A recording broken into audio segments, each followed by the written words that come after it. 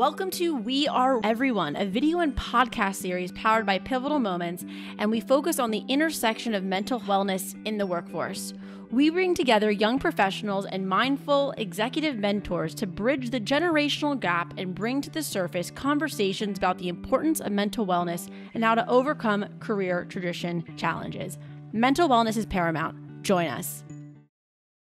Welcome to We Are Everyone. And potentially now we are shifting over to a new name, Mental Recess, which we will talk about in each episode, but I will preview that right now. But speaking of which, we're back in the virtual studio. We have an amazing guest today to join us, Keina King. She's a digital marketing copywriter at Sonatype, and we'll be talking about all things writing, creativity, mental fitness, mental wellness today. So hello, Keina. How are you? Hi, Jen. How are you? I'm good. Doing well. No complaints other than the fact that it's cold outside and gets dark early, but such is winter. So Keina, before we kind of dive into the crux of the interview, I would love if you could start by giving the guests just a little bit of background and a little bit about yourself and what you do. Yeah, definitely. So as you said, right now, I'm currently a copywriter at Sonatype. That has not been my career path, my whole career. I studied marketing, specifically product and brand management. Love a brand. I love connecting with things that aren't actually human, but feel human. I love that aspect and the nuance between that. So after school, I graduated from Virginia Commonwealth University in Richmond. Go Rams, go. And I worked in between Richmond and DC in like nonprofit, and then a micro learning software as a service firm, Blue Ocean Brain. And then now I am in New York at Sonatype doing copywriting. So the funny thing about my career, like copywriting is a part of almost every marketing job. And I'm sorry if I'm skipping questions, but I never liked writing. I was never a fan. I remember in fourth grade, maybe third, we had to do a how-to paper on how to eat an Oreo. That was my last time I enjoyed writing. Well, I love Oreos. So like, how could you not? Exactly. The perfect topic. But after that time, like elementary school, you're kind of like free flowing creatively. You don't really have any like insecurities or inhibitions stopping your writing. And as I grew older, it got harder to feel inhibited while writing and finding my voice. So that's when I kind of lost touch with it. But now that I'm back in action. I'm a copywriter again, never left, but it's different. Each topic is different, and every situation, every company is different. So I'm enjoying it so far. Yeah. I mean, to your point, like, frankly, I think as I've, gone throughout my career and writing, I mean, the one thing I did not like throughout school was a paper. Like, first off, it was like such a thing because I remember like the hamburger, for paragraphs. I think that's what it was called. But it's one of those things like you're kind of somewhat pouring your heart out, or you can't pour your heart out because you want to be so like methodical. And then basically you're getting graded on if your writing's good or bad. And it's kind of triggering, right? Like, it's like, I remember in English, I took English in college and I was writing about some like really great topics. And my English teacher in high school, love you, Mrs. Sheehawk, shout out to you. You were life-changing. But it really made me think differently about, like, if we think about marketing, like, I'm writing it this way and I think it's good, but from the receiving end, like that's what it comes down to is writing. How is it received and interpreted? And so, and that's hard. Like writing is hard. I mean, writing books, it's like, it's personal, like it's the written word. So I'm curious, as you did mention, like if you always love writing or storytelling, but I guess it's kind of different and applicable now where, now with marketing, like there's always a written aspect of marketing, but I think that we're seeing the importance with companies and organizations to hire folks like your position in order to specialize in writing and copywriting because of how powerful the written word has evolved to become in such a content overload world that we live in. Definitely. And it matters, as you said, how it's received. how your audience receives that message. And I didn't really start thinking about tailoring my messaging until college, really. You go through high school and you write papers, you write about statistics and persuasive arguments. Yeah. But when you're actually trying to connect to someone, that's a whole completely different story. You really need to know how their brain works, what they love, what they hate, things they might be interested in. It's really kind of psychological. It's definitely psychological. Yeah. So. And if you look at Twitter for like, it's kind of one of those things where like we saw the evolvement of short, and we're still seeing that in video with all the TikTokers and Instagram reelers and all that jazz of like short, concise content. But it's evolved from the written word of like concise and short, where Twitter, you had your 140 characters. Now it's, I think, 280, where it's like, we need to elaborate more, because we only have that attention span of someone for so long that you can't assume that on Twitter, people are even going to click the link. Like, we need to be, like, click the link. It actually says now on Twitter, if I engage on something or retweet it, they're like, did you actually read what the article is? Like, to like, just to make sure. And I'm like, well, I mean, the caption said it. So like, do I have, like, I'm someone who like, I'm like the first paragraph reader. Like, that's just who I am. Yeah. But that's because we only have such an attention span. Like, you have to make sure that you are getting your message across in such a concise way. Right. And I mean, I just find that fascinating, particularly with the industry of Sonatype, of software supply chain automation. I mean, that's something where I love to have more of a creative touch on, because it's making a concept like that understandable to, a larger, more general audience. So yeah, definitely. Especially where the audience is usually concentrated into one very niche community, but that the things that affect this community affect the whole world as well. So if more people understood or like just saw something across your LinkedIn feed and you're like, oh, that's what that means. Oh, I had no idea. And then bam, you plant a seed for later. And I love planting seeds. That's my thing. No, okay. I mean, planting seeds is always fun, but it's also, I mean, we might have spoken about this before, where, we're seeing how the evolvement of advertising, we're seeing the evolvement of what is being served to us from ads. Facebook, for example, Facebook they've run TV ad campaigns on privacy. That was like more like what was in Law 360, or, not really completely consumer facing what was going on with data and like the FCC, but now it's on our televisions to inform us. And like, I think we're going to see something similar with cybersecurity and, what's in our phones, of how this could affect us, because it's going to kind of come down to that education, and which brings in back to, mental health and mental wellness. Cause I mean, we're living in such a world of, having to protect ourselves from a actual virus, like a physical virus, a digital virus, like, showing up in, mentally strong and fit on a day-to-day basis. I'm curious kind of for you, living in this world and consuming a bunch of different information on a day-to-day basis, going probably beyond your comfort zone with sometimes with writing and just getting creative. But how do you continue to kind of like strengthen your mental fitness, creativity muscle? It's something that we talk about a lot at Pivotal Moments. So I was just curious, how you do that on a daily basis. Yeah, it's actually something I have to revisit yearly, if not twice a year, because like you said, with the winter going on and seasonal depression, like I know I'm affected differently. So I need different things to motivate me or to get the juices flowing. I'm doing different activities. So it definitely varies. Right now that we're in winter time, I'm kind of like in this personal bubble, not only a COVID bubble. Yeah, I'm trying to be safe and distance. But I also went through like a social media bubble. I removed everything from my first app screen so I could focus that time internally, and things that I do to kind of flex that. Not only reading, because reading helps, but as a writer, you need to put yourself in there. You need to work with some words. You need to let them marinate, ruminate on some things, and just like get creative. So I do have like a prompt journal where I don't, it's no stress.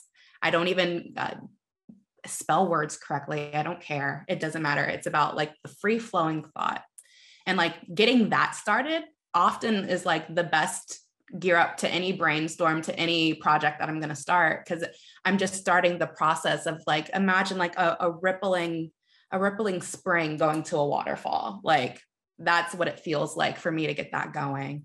But not only journaling. Go ahead. Oh, no. I was just like, I personally just felt very relaxed by the waterfall comment. So I was just leaning into that. Get some effects and like shh in there. But not only that, like I really have to be conscious of what type of content I consume, because that affects my mental health and hygiene so much. So I'm an avid TV lover. I love TV shows. I love reality TV. I just love TV. But sometimes you can go into a rabbit hole and realize you're like, I don't want to sound ridiculous, but you think you're like a housewife at brunch drinking your champagne with your friends. And then you kind of lose hold of reality for a little bit. Like always, like that is me every Saturday and Sunday these days. I get lost in binge watching shows and it becomes me. And then I'm like, why am I so anxious? Maybe you can stop watching In Treatment on HBO, Jen. Like maybe that's a good thing for you to do because you are becoming the patient. You're becoming the patient. I'm like, okay, yes. Cool. Noted. Gotta switch it up. You gotta switch it up. So like, even when it comes to TV content, like, cause I'm never going to not watch TV, but I'll switch it up. What am I watching? What am I consuming? Is it too much reality? Do I need documentaries? Do I need political perspectives? Do I need like health awareness? Like there's just so much out there. You kind of need to like diversify what you're consuming, or at least me personally, I need to diversify what I'm consuming in order to feel like a healthy creative. No, you just hit so many interesting points there, because I think particularly now where, I mean, I say BC, like before COVID, BC before COVID, I think I was running, and I was actually talking about this today with a team member of mine, Pivotal Moments, of like BC, I was at least running around and not even realizing like what was affecting me, right? Like I wasn't realizing, didn't really know what boundaries were, didn't know how my mood was being affected. I just was going. And then once COVID hit, I really got so sensitive and keen to boundaries, how my emotions were affected, how my physical state, mental state were affected. And to your point, it's like being very intuitive, I guess, with yourself and self-aware is like when you go on Instagram and you're doom scrolling, as they call it. And then you see all these pictures, you see things, and then how do you feel after that? Well, for me, after being inside for a while and I see people who are out and about living their normal lives, I'm like, what am I doing wrong? Right. So or not even doing wrong. I get deeper in like whatever state. Right. So I loved how you said that you really control like the apps that you're on, like that, and create that environment digitally and in person for yourself. So you can, it's more of a controlling environment, or frankly, media will consume you and kind of wash you up in a way that is not necessarily positive. Yeah, exactly. And that goes back to what we like first started off with. It was like the psychology behind the words in the media. And like what you're hearing, there's people like me making sure that you get entranced into what they're saying and what they're talking about. And like, that's good. And it can be bad. We can definitely see how that can be bad across social media, especially. Yeah. And to your point about TV shows, because my partner was like, to me, like he was like, you've been more anxious after binge watching this. And like, I'll tell you something, Keiana, I'll wake up, it's my sanctuary. Like in the morning, I'll wake up early, have my breakfast before I work out, and I'll put on whatever show of the week I have. Right. Mm-hmm. And that show, that's how I start my day. And if that show is it triggered some kind of anxiety, then that's my mood. Yeah. I ride that. And then that's my mood for it could be for who knows, depends on how many seasons there are.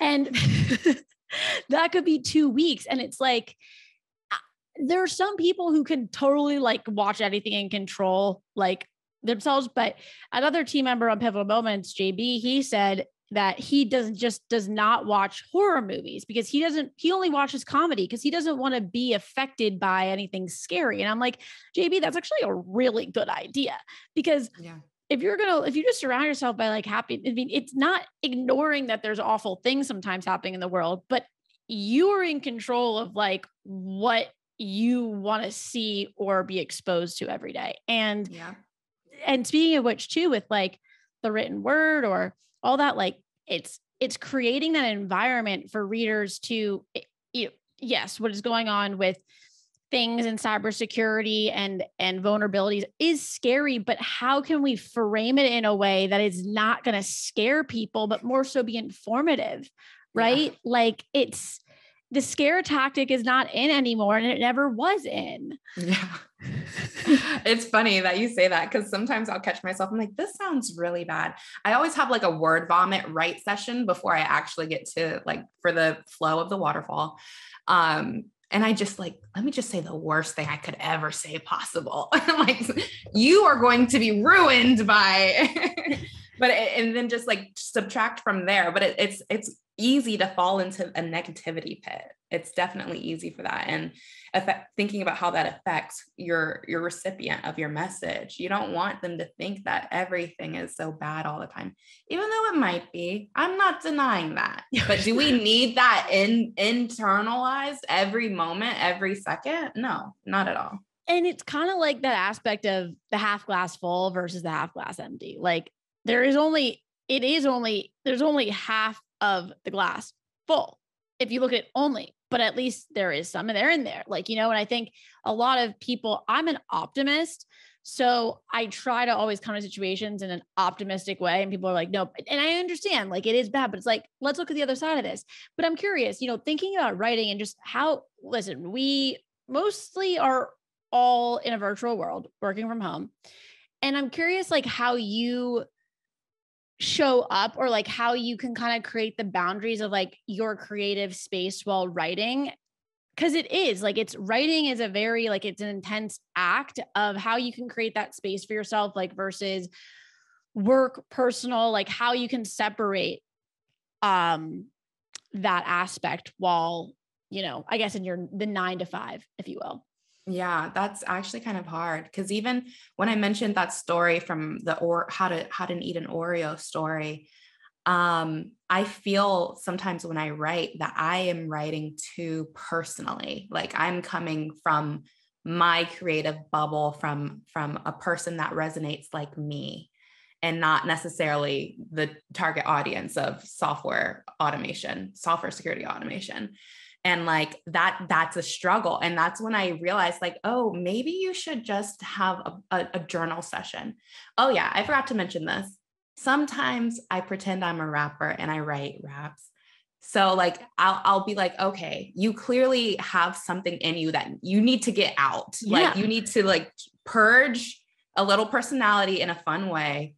I'll write down something funny, something fun, and then go back to work. But like, when I do go back in, I'll see like, okay, I see the puzzle now where the pieces were and what I can replace to make the whole picture. But it's definitely, it's always going to be a struggle, I think, for me as a writer, trying to put enough of you as, your empathetic human being self in there. Cause that's really what gets the message across, like feeling like you connected to someone else, but understanding that I am not the one connecting to people. It's the brand, Yes. And I agree with you. Having said that, like as someone who is kind of writing short form, social, all that, on a day-to-day basis, it is thinking about the end user. But if we think about an end user, let's just say developers, for example, where are they sitting? I always like think about this outside of coding, right? And how we would see like coding and all the things that they do. Where are they when they're not coding? Are they playing a video game? Like where can we get their attention? And that's where I actually think we're all not so different from each other. They probably are listening to rap music while, like they are doing their work. So I feel like we kind of I always like to say like, in reality, what would I want to see in this? And yes, I could be different and maybe I don't play video games, but I like, it's all though in the same aspect, we could still all watch that same TV show, right? Even though we're all so different. So I think like to your point, like that's where brands I think are made is by the personalities behind the brands too. Cause then we would just be robots, like, yeah, that's true. That is very true. Like that, then we just be robots. Cause I always find it interesting, like, Wendy's, like when I think of Wendy's, I always think of, I know it's probably some witty person on the back end of that tweet, but I actually just think of Wendy, the mascot. Yeah. I'm just like, I think of a cartoon of her, just like, she's the one who's doing it. Like, and you could take any other person. Like there's probably 10 people who control that thing. But in my mind, it's always just Wendy, the animated character. Yeah. And they all encompass Wendy together. Yeah, exactly. And it's that does make sense. Yeah. And it's like, that's kind of like, I think about brands or TV shows or whatever. It's like, how do shows make you feel? Like, I feel that Netflix to me feels like home. Sometimes, it just feels like home, but it's like, that's like Netflix. And typically any show that Netflix will put on there, like, even if they're bad, it feels like home, right? That's where you want to go. Spotify, if you want to feel like you can get your experience on Spotify. I think it's like when you visit these different brand handles and all that jazz, you're going to get that similar feeling.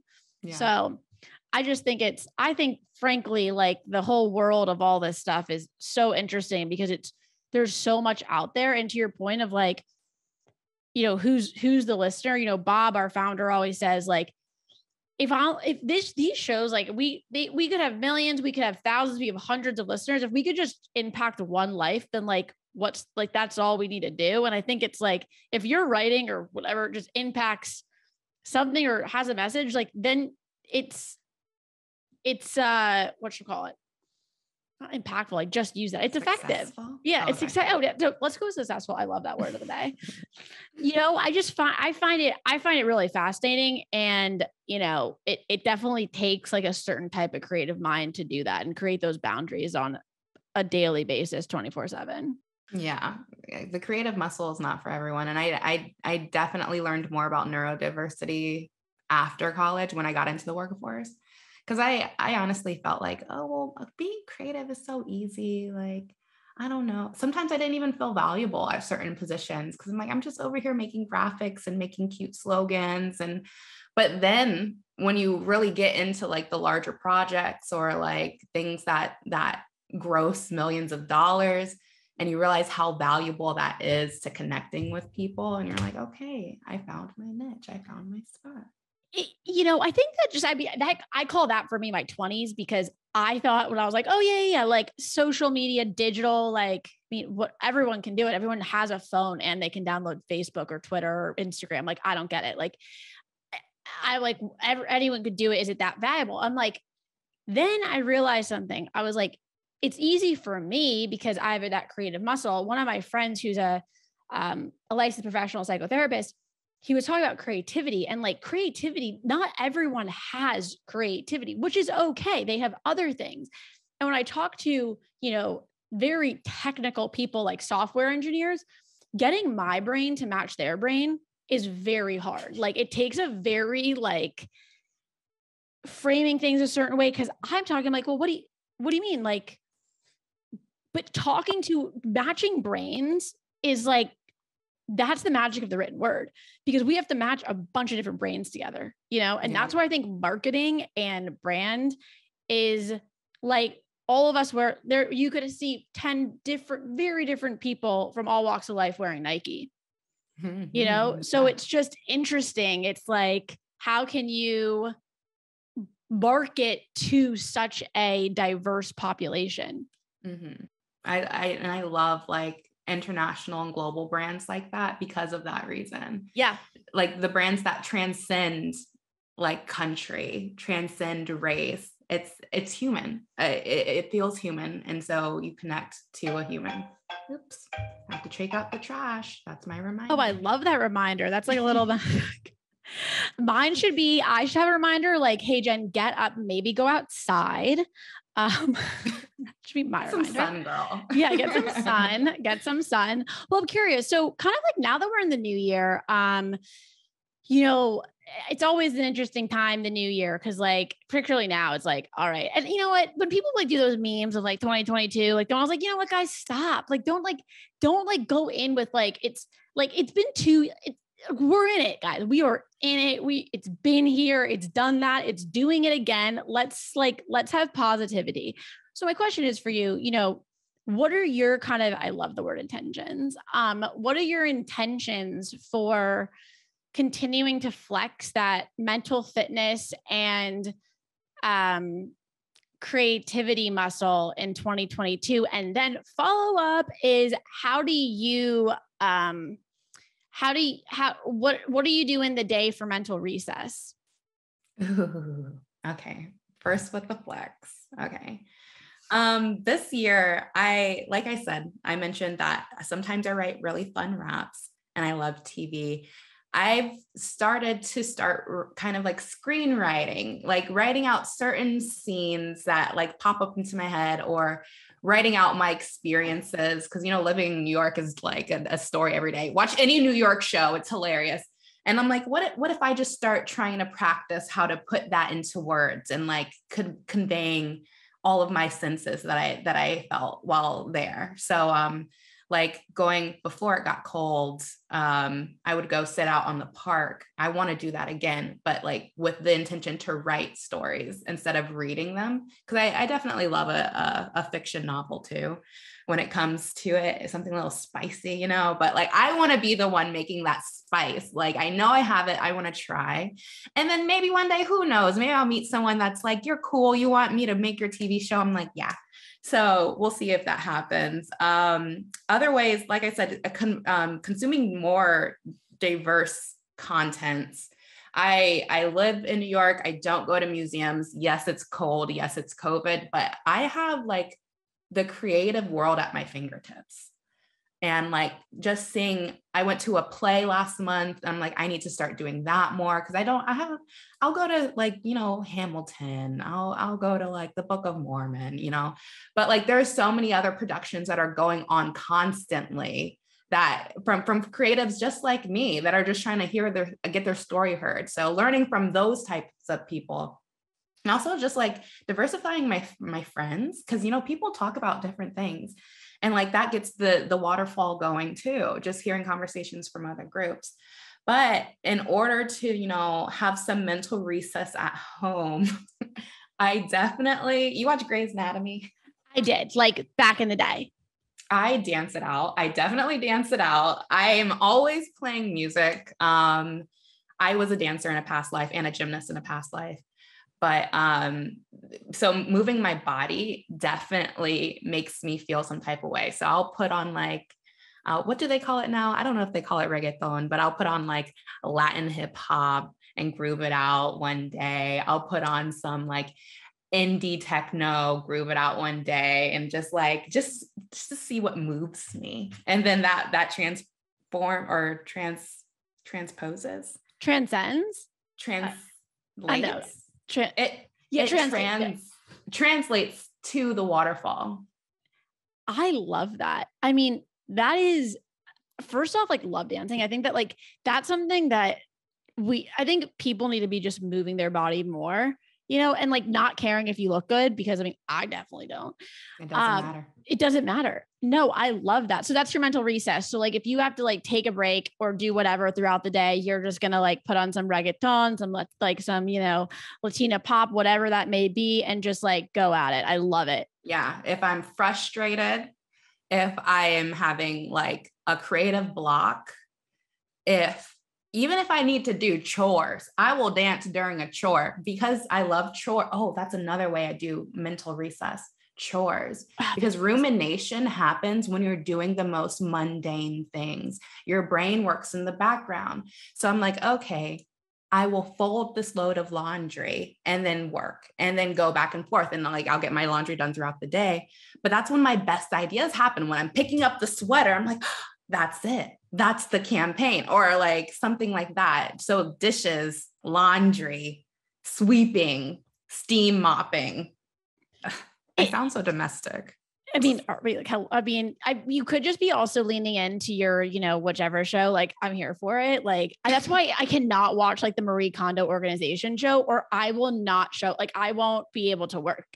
I'll be so distracted on like Marie Kondoing the closet next to me right now that like, I won't be able to focus. Yeah. Speaking of closet, that's mine. I should open it. Yeah, to watch Marie Kondo. Yeah, no, exactly. So I feel like, no, I love that. I think that's awesome because first off, going back to like, just so, the art, I mean, that is something that I think like where you are your inner circle, right? Like you are who you surround yourself by, or even those like whatever things you follow on social or whatever shows you watch. But like the more you diversify things, then you can actually like see outside of that. And I have so much more perspective on like everything that you're creating. And I think that's a magical intention for 2022. Oh, I'm here for it. I'm definitely here for it. Well, is there anything else that you would like to share with our audience before we wrapped up today? Well, I will share that I'm going to continue to be flexing my creative muscle this year, and a stretch goal of mine. I have started a digital marketing agency with one of my best friends from college, another brilliant marketer. Her name is Joy Gregory, and I'm very excited. We are looking to, put more of ourselves into our work. Because right now, working for, software automation, and then my co-founder, she works in events and music. So like sometimes we kind of feel stuck at what we're doing, and we're talking about the same things all the time. So we thought this would be the perfect way to get more practice as marketers and, try to create some cool things for other brands. Because like I said, I'm a brand lover and I want to see everyone succeed and connect to audiences meaningfully. So keep a lookout for that. We are Butta Digital Creative Studio, and we will be having all the irresistible interactions for you all 2022. Ooh, irresistible. Hello. Well, you got me. I love it. Well, thank you so much for joining us today. We have Keina King. She is a digital marketing copywriter at Sonatype and fellow entrepreneur. What's up? I'm Jenn Sherman, host of We Are Everyone / Mental Recess. We haven't done an exact rollout yet, but I'll keep teasing until it's time. And we will catch you next time. Bye. Thank you for tuning into another episode of We Are Everyone. You can subscribe to We Are Everyone on iTunes, Spotify, YouTube, and also be sure to visit www.pivotalmoments.org to learn more about the organization. And we also want to hear what mental wellness means to you. So you can follow us on social media, submit your video, and we will catch you next time. Thank you so much.